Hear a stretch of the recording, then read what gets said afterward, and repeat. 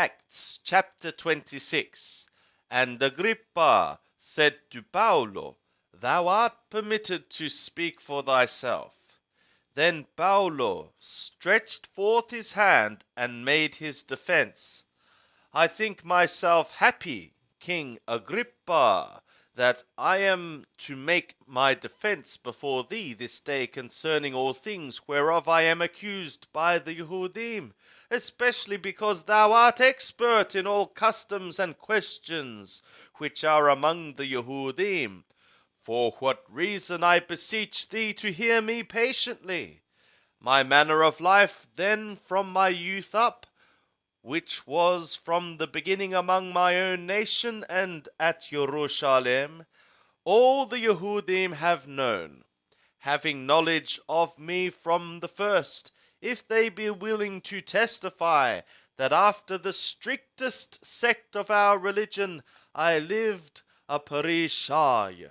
And now I stand here to be judged for the hope of the promise made of the God to our fathers, to which promise our 12 tribes, earnestly serving God night and day, hope to attain.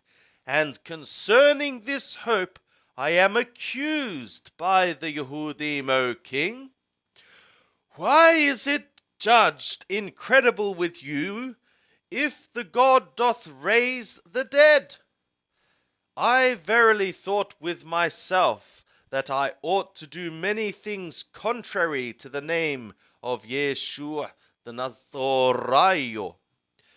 And this I also did in Jerusalem, and I both shut up many of the holy ones in prisons, having received authority from the chief priests, and when they were put to death, I gave my vote against them. And punishing them oftentimes in all the synagogues, I strove to make them blaspheme, and being exceedingly raving mad against them, I was persecuting them even to foreign cities, in which things, journeying to Damascus with the authority and commission of the chief priests, at midday, O king, I saw on the way a light from the sky, above the brightness of the sun, shining round about me, and them that journeyed with me.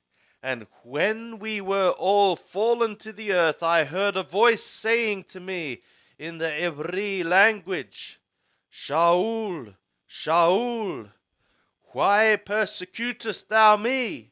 It is hard for thee to kick against the goads. And I said, Who art thou, Lord? And the Lord said, I am Yeshua, whom thou persecutest.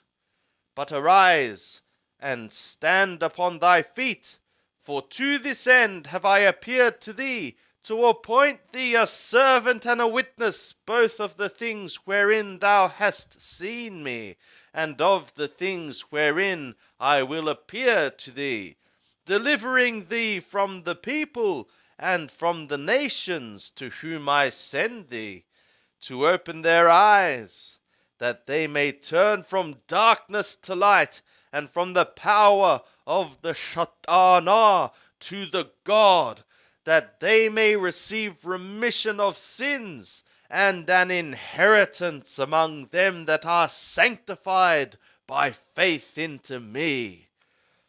For what reason, O King Agrippa, I was not disobedient to the skyly vision, but both to the ones in Damascus first, and to Jerusalem, also all the country of the Judea, and to the nations, I was announcing to be repenting and to be reverting to the God, practicing works worthy of the repentance.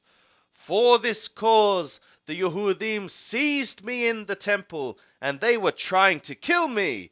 Having therefore obtained the help that is from the God, I stand to this day testifying both to small and great, saying nothing but what the prophets and Moshe did say should come. If the anointed must suffer, if that he first by the resurrection of the dead should proclaim light both to the people and to the nations. And as he thus made his defense, Festo saith with a loud voice, Paulo, thou art raving mad. The many learnings turn thee into raving madness. But Paulo saith, I am not raving mad, most excellent Festo, but plainly speak forth words of truth and soberness.